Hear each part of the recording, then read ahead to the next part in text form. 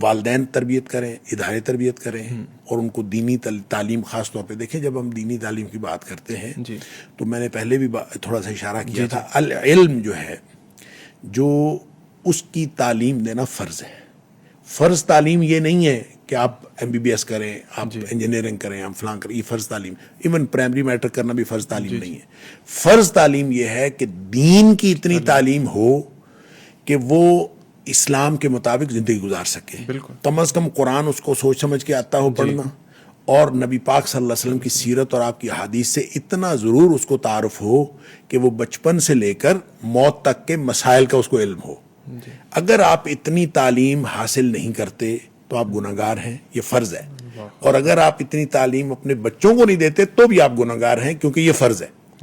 اتنی فرض ایجوکیشن کے بغیر آپ باقی اسپیشلائزیشن کی تعلیم، وہ جو اسپیشلائزڈ نالج، وہ جتنا مرضی کوئی بچہ، اسلام منع نہیں کرتا، اسلام منع نہیں کرتا، وہ جو مرضی تعلیم حاصل کریں، لیکن یہ فرض تعلیم ضرور حاصل کریں. یہ جو بیسک ہے، بیس ہے، اس کو مکمل کر لیں تاکہ بچہ آپ کا تھوڑا ٹین ایج، جب آپ یہ کر لیں گے تو کم از کم بچوں کو مسلمان رہنے کے لیے، کہ مسلمان ہونے کے لیے اور مسلمان رہنے کے لیے کیا پری ریکوزٹس ہیں، وہ ان کو پتہ چل جاتا ہے، اور بنیادی اقدار کا پتہ چل جاتا ہے.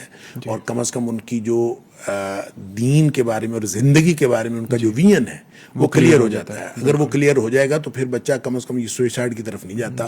اور جب بچے کو یہ پتہ ہی نہیں ہوتا، دیکھیں جان لینا، بالکل یہ میری جان ہے ہی نہیں، میرے پاس اپنی جان لینے کا بھی اختیار نہیں ہے، یہ میرے پاس امانت ہے. اور جو امانت کا تصور ہے، جب وہ دین پڑھے گا تو اس کو امانت کا تصور پتہ چلے گا. تو جب یہ میرے پاس سارا کچھ، میرا جسم بھی امانت ہے، میری جان، میری روح، سب کچھ امانت ہے، تو میں اس امانت کو استعمال کرنے کا میرے پاس حق ہے.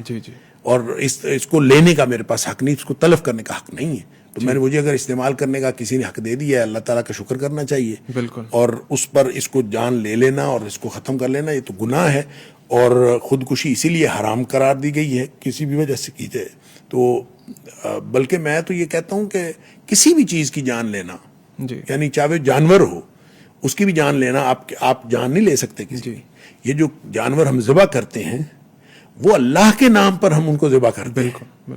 جب اللہ کا نام لیتے ہیں تو وہ جانور ذبح کرنے کا آپ کے پاس اختیار مل جاتا ہے، کیونکہ نبی پاک صلی اللہ علیہ وسلم نے فرمایا کہ آپ اللہ کا نام لے کر اس کو ذبح کریں تو ہو جاتا ہے. وگرنہ آپ ایسے خواہ مخواہ کسی کو مارے تو مار نہیں سکتے.